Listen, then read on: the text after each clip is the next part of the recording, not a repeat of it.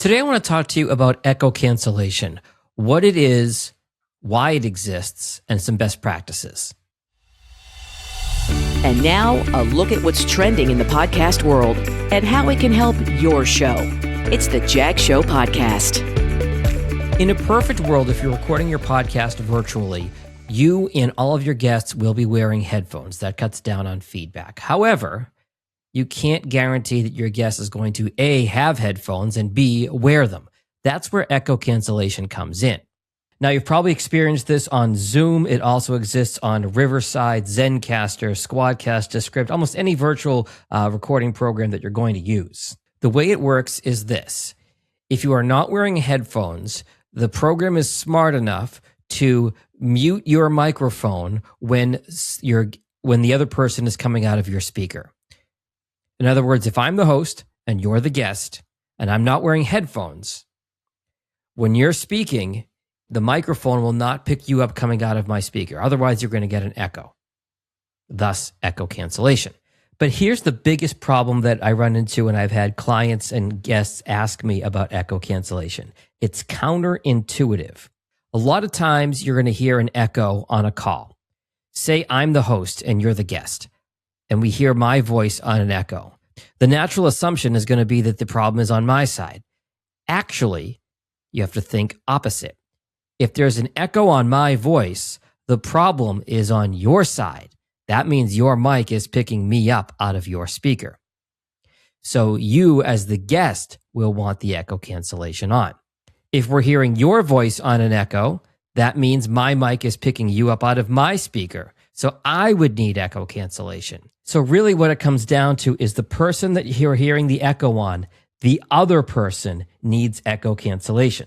Here's an easier way to look at it. Everybody needs either headphones or echo cancellation, one of the two.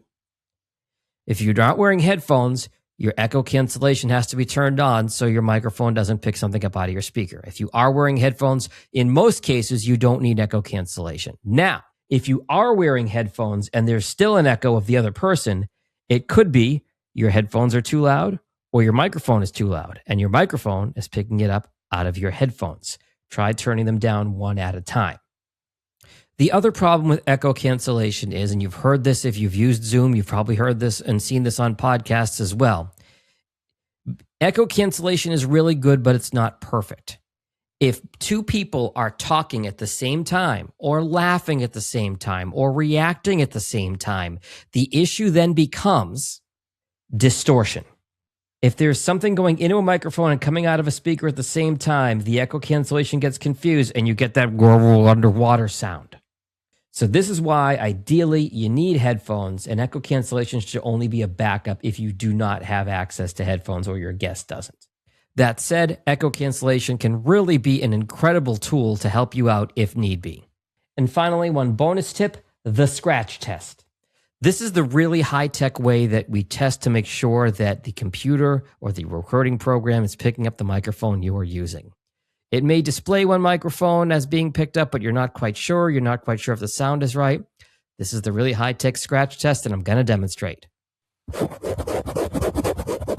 You hear that? Every host and guest on the podcast should do one of these before you start recording. If the other person can hear it, that mic is selected. If the other person can't hear it, you might want to relook at your settings. As always, if you have any questions about podcasting, audio podcasting, video podcasting, how to start, how to improve an existing show, please reach out to me, jag@jagpodcastproductions.com. Later. Feel free to share this episode with someone who might enjoy it. And for help starting a podcast or improving your current show, find Jag online at jagpodcastproductions.com.